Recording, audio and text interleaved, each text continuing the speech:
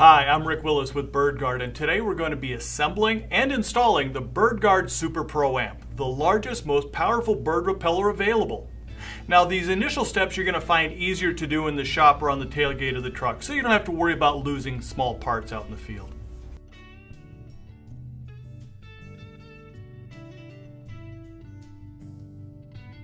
Let's start with the control box. Lay it face down. Take the mounting brackets with the slots to the top.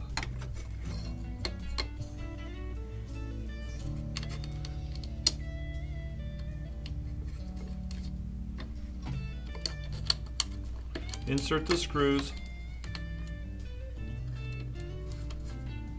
Repeat at the bottom, making sure the slots go down.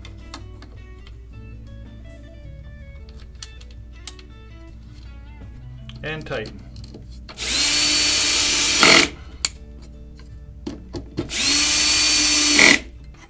Set the control box up, take the U-bolts and insert them from the back.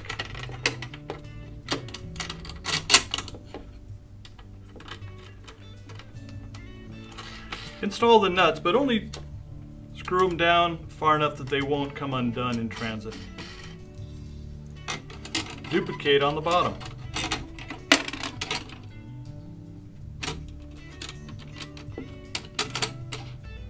Locate the battery cable and the small connectors. Feed them through the cinch release at the bottom of the control box. Connect the red to the positive and the black to the negative.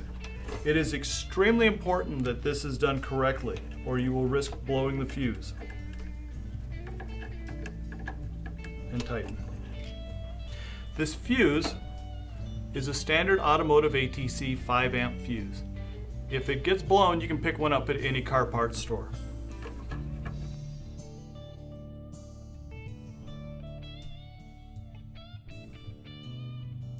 For the solar panel, carefully turn it face down.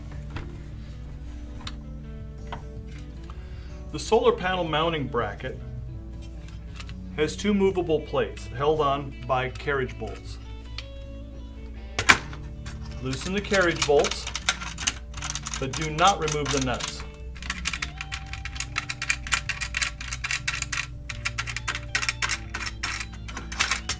Position the bracket so that the carriage bolt held plates slide underneath the lip of the solar panel.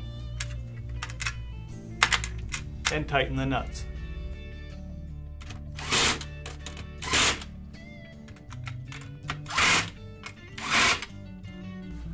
On the solar panel mounting bracket is a screw. This may be a Phillips screw or an Allen head. If it is an Allen head, there will be a wrench provided. Loosen, but do not remove the screw. Back it out far enough that the solar panel mounting bracket will rotate. Rotate it 45 degrees, about like that. And then screw the screw back in, but it only needs to be snug.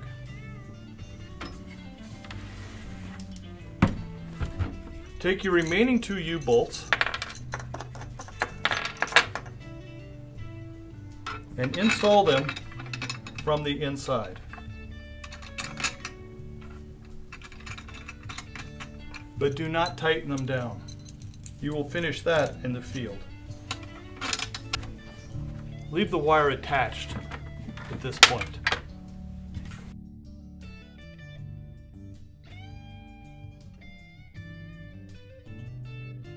In most applications, you're going to want your Gard speaker tower to be at least 5 to 10 feet above crop height or other obstructions. In this case, we're using a 10-foot length of IMC conduit and a 5-foot length, joined together by a steel coupler. If you use water pipe, make sure you're using a heavy steel coupler, not a cast one. Those can tend to break. First, we'll install the control box. Make sure that the top of the control box is towards the speaker. Slide it over the pipe. Next, we'll install the solar panel in a like fashion, sliding the pipe through the U-bolts.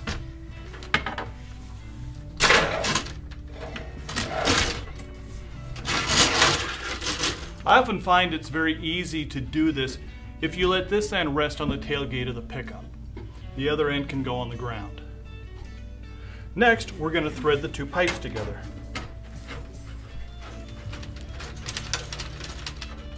You're going to want to make sure that this is nice and tight. You don't need to wrench it, but you also don't want it to be sloppy.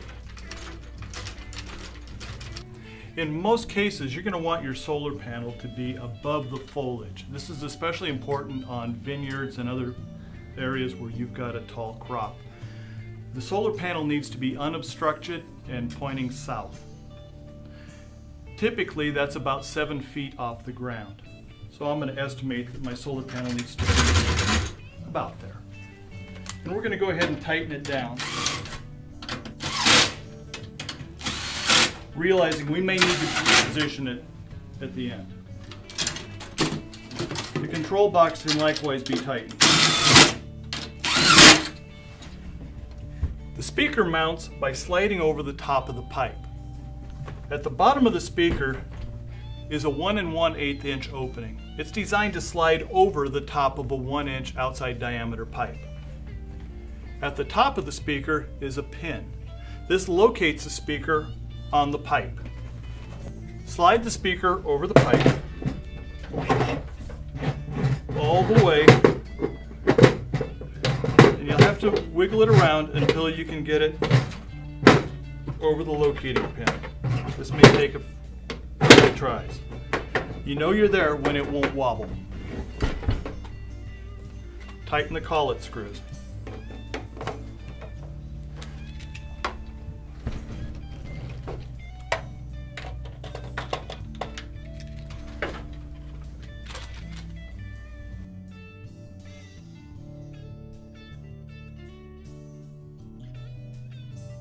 Very important, cut the zip tie on the wire for the speaker. You don't want to put the speaker 15 feet in the air and realize you forgot to cut the zip tie. I've done that. Wrap it around the pipe a couple of times. I never like carrying these when the wires are dangling around. Bad things can happen. Take the wire and run it through the open space in the solar panel mounting bracket.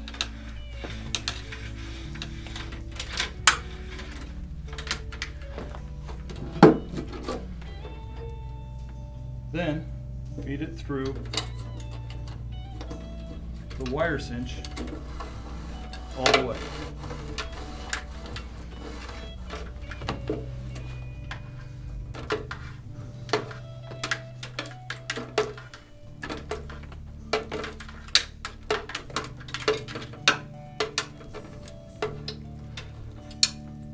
Leave yourself a few inches of wire left over.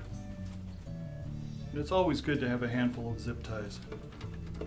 And connect the speaker wires to the poles marked speaker.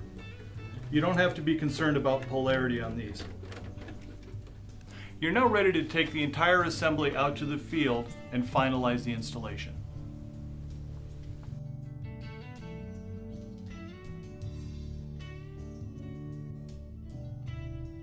Assembly in the field is very straightforward. Once you have your mounting pole attached to an end post or T-post, you want to take your battery cable that's connected here and connect it to the battery. Again, be very certain you're connecting the positive to the red and the negative to the black.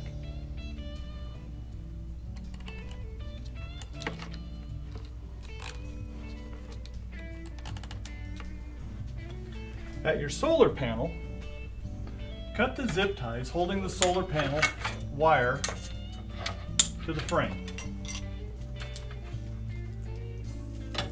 And likewise, connect the red to the positive and the black to the negative.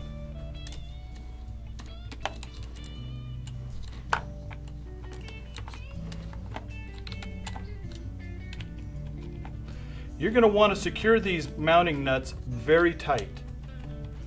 There's a lot of energy transferred between the battery and the solar panel and the unit. And if they're not tight, you can build up corrosion and your battery can run dead.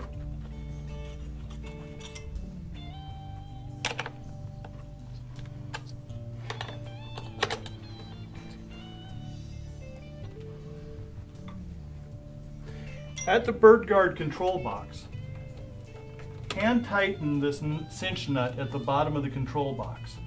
This serves two purposes. It collapses around the wire so that moisture can't get in, and it also keeps insects from building a house inside. Once it's all done, simply turn it on and turn it up.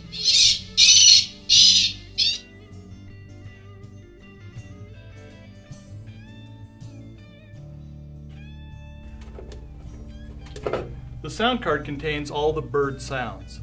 The label indicates which bird sounds are on the file, both target birds and raptors.